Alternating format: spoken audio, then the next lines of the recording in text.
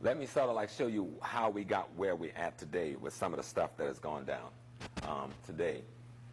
Africa, and you can see the size of it, and Europe, you can see the size of it. Then one would say, how did this little group of people beat this big group of people? First of all, this big group of people didn't invade this little group of people with an intent of killing or destroying them. Indeed, didn't invade them at all. But this group of people invaded this group of people with the intent of killing and destroying them. In the 1890s, there was a big conference in Europe. Anybody know what that conference called? It was a conference on Africa. It's called the Berlin Conference. When you study Africa, you will find that the First World War was fought over Africa, and so was the Second World War. Of course, you'll be confused, and somebody will tell you the Second World War was fought over the Jewish presence in Europe. That's not true. What happened to the Jews was a historical incident, but that's not why the war was fought. They'll tell you the First World War was fought because somebody shot the Duke of Austria, and in the history book, that lie is perpetuated, the shot that was heard around the world. Have anybody ever heard the shot that was heard around the world? And you know about the shooting of the Duke of Austria? Have anybody ever explained who shot him to you? Have they ever explained to you why the Duke was shot?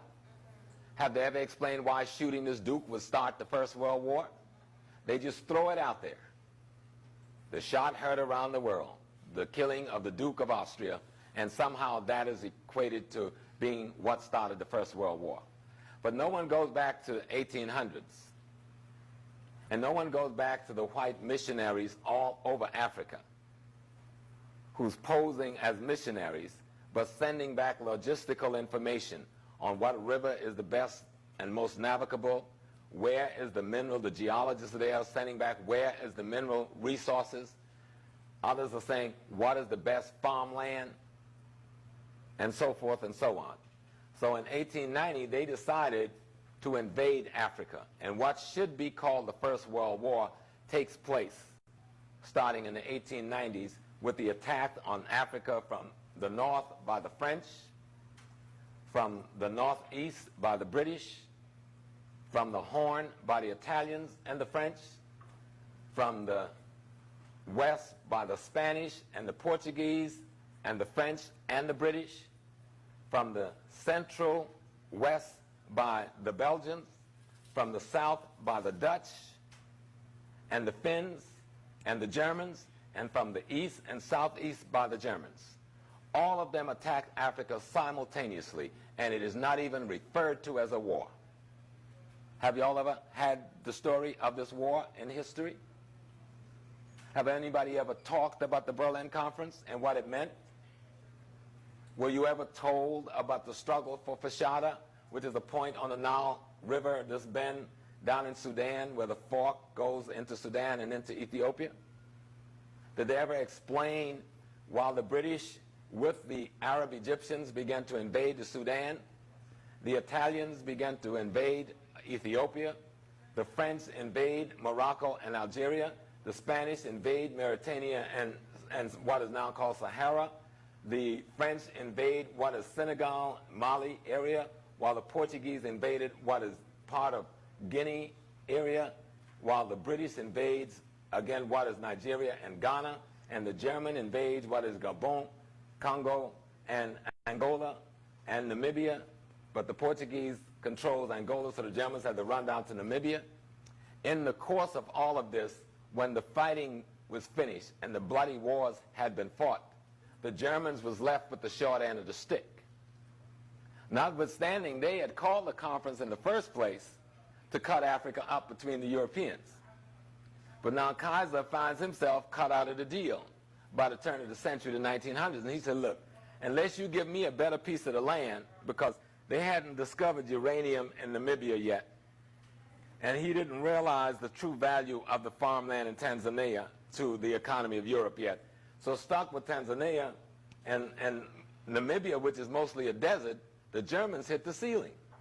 And when the Germans couldn't get a better deal on the African mineral resources, Germany went to war to find those resources in Europe.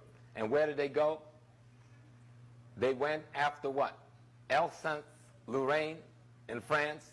What mineral resources is there? or Alsace-Lorraine. The coal fields of Europe is in that part of France. They went for Poland. What is in Poland? The timberland of Europe is in Poland. And then they went for the Rhineland. What was in the Rhineland? The best farmland, or the breadbasket of Europe. That's what Germany did, because they cut Germany out of a significant piece of Africa, with French getting the cream of the crop and the British getting significantly next to the French. The Portuguese had Angola and Mozambique and the Guinea-Bissau and the Cape Verdes. So Portugal was sitting nice with its big sugarcane plantations and its mining and so forth. The British were sitting nice because the British ends up in Sudan, in Egypt, in Kenya, and Uganda, while the Belgians got the richest of all.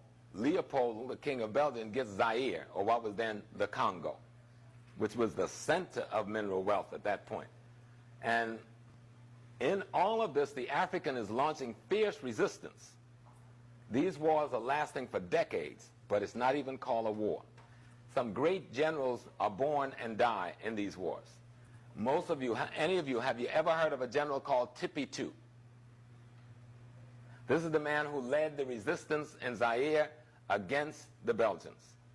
An enormous war being fought with bows and arrows against cannons and rifles. The extent to which they defended their territory is enormous to understand, and would have won the war had it not been for the death and the assassination of Abdallah, who was the leader of the Sudanese forces once commanded by Muhammad Ahmed, who's called the Mahdi. And Abdallah got caught blind at his back by the British and the Egyptians because the Ethiopians capitulated, and instead of defending the flag coming from the east, took money to stay neutral. And that was predicated on some funny relationships between the Italians and them, because Ethiopia had a Christian theocracy governing it, and the people they were fighting were Christians, so they found some brothership in this Christian relationship, and because of that, and it's being surrounded by Muslims, it capitulated and did not defend the back of the armies of Abdallah.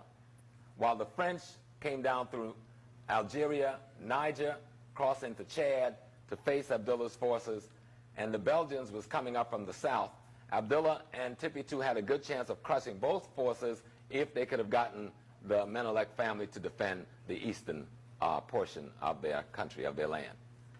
But no one even talks to you about this war, or about these leaders, or about their accomplishments. And even with all of the weaponry of Europe, they were losing all over the place until they introduced what? What weapon was introduced into these wars? Huh? No, the gunpowder's already at play. That's what wins in slavery, the gunpowder. What? No, it was the Gatling gun.